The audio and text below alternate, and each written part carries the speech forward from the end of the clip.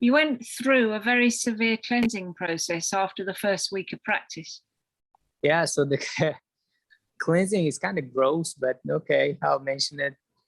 So a lot of sweating, and not just regular sweating, but really smelly sweating. I would have a lot of diarrhea and constipation going back and forth. Really, all my eczema and sort of this rashes became worse. I would feel a lot of thirst. I just wanted to drink, just drink, just drink, just drink. I just wanted to drink nonstop. So I would be in the toilet nonstop, just going back and forth, back and forth.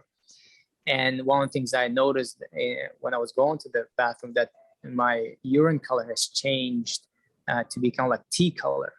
And I read about it, that it's a cleansing of my liver, which I had a lot of issues with my liver. So when liver detoxifies, it changes the urine color to that tea color, like a black tea color type deal.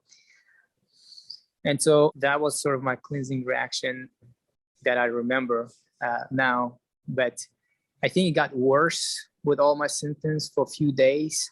And then I started to get better from what I remember now. You know, it's been a while. Yeah. Well, I mean, it's just good for people to hear about the way the disease discharges. Yeah. The disease has to discharge. The body has to throw it out. Yeah, and when it does throw it out, you have to be sort of ready for it. And what I found is you have to be in very supportive environment, and that is you got to have somebody around you that will talk to you positively, or you have some movies or something that you can, if you can read something positively or watch something positive. You have to have very good food around you all the time, because your body is getting rid of stuff, but it needs replenishment. So I found if I had the proper replenishment quickly coming in, the body will take that in and utilize it to rebuild itself with proper things. So I had organic food cooked by my mom for me, and just a lot of drinking. I did a lot of drinking just to get rid of, my body just was thirsty at that time. And then I think I told you that, you know, I had hepatitis, I think B, A, both, I think, or one of them. Yeah, A and B.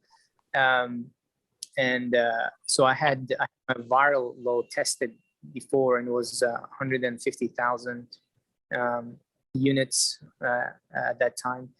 So when I retested it back again after doing Buteyko, which I went to Switzerland and they tested it, and it was below 2,000.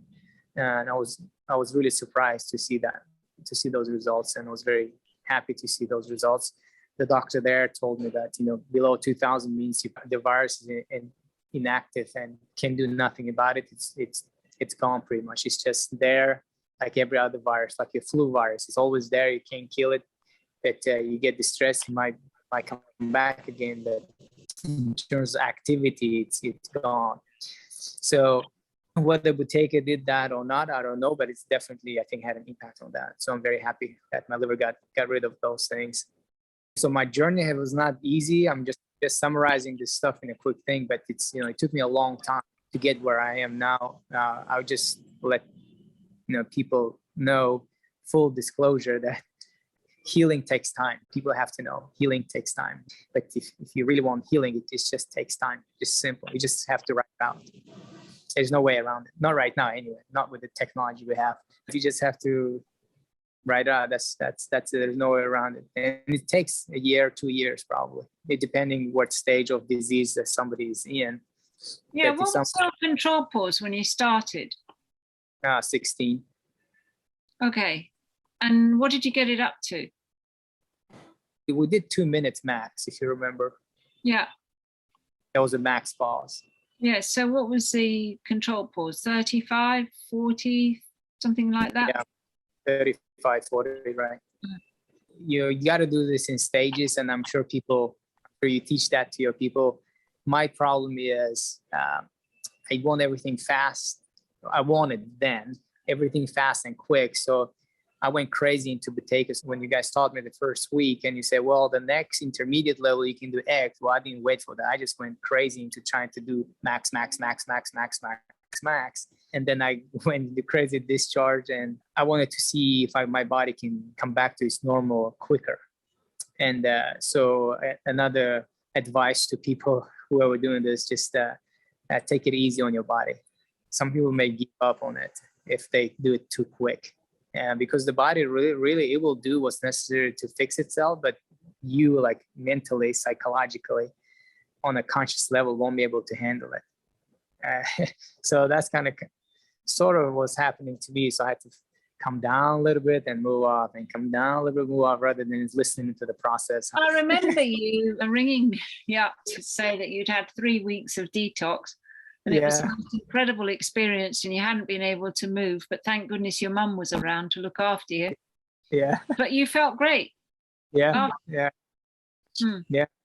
So that's what happened. That's pretty much the journey that it took. But the other thing I noticed, that when you do Buteyko, it's that the body gets sort of some kind of signal to say, hey, you've got enough sort of ammunition to fix yourself in the way that you need to fix it. And so it's not necessarily, so I was really concerned about my skin, because that really bothered me, my skin. But my body didn't care about the skin. It cared about my shoulder that I broke, I don't know, years ago in school playing football. So I had a broken shoulder. So it went to that and trying to fix that. So I had to back again wear a cast. Not the cast, but a sling thing I couldn't move it, just like it was broken again.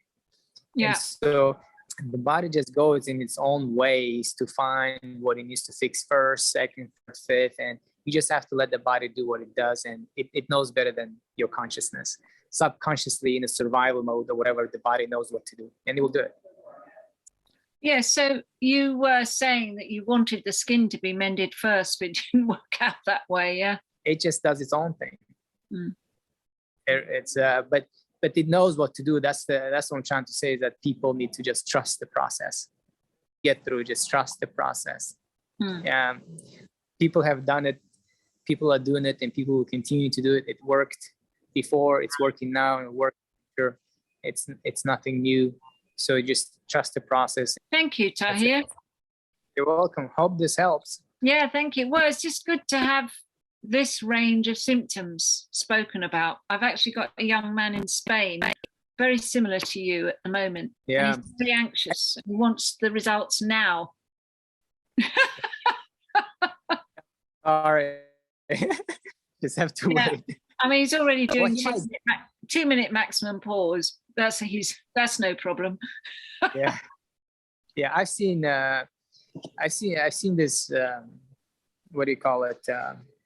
My Gerson therapy doctor actually wrote me a few days ago, which I haven't heard from a long time ago, and he said he has a patient like me that he's unable to help, and if she can connect with me, so I can tell her what I did. Yeah. I told him, I did Buteyko, and she can look it up, but she can contact me, and then I'll take her to you guys, and you guys can handle that. No, not many people know this, because a lot of people have difficulty doing something to themselves physically. They just want to take it, or somebody else do that for them. So if somebody can come and close their nose and tell them don't breathe, that might work better. But well, actually, it's funny you say that. I mean, Buteyko used to treat people in a clinic and keep them there for 10 days or 2 weeks or until they got the results. And that's what worked best. Yeah. To keep them at it. Yeah. But we can do what we can and offer it over, online, and people can come and go when they're ready to work. Right. And there's nothing wrong in having breaks. No. Yeah, that's fine. It's just I think eventually human being will my grandmother used to tell me, eventually you'll become your own doctor. You'll learn your body enough so that you know what works for your body, what doesn't work for your body.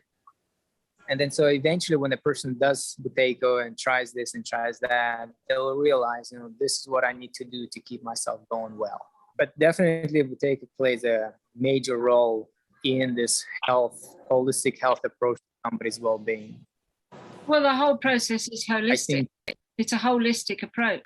When you're looking at a student, you're looking at their whole life as well as them in it, Right, that's it. because of all the influences on breathing. There's Yeah, so many influences on breathing.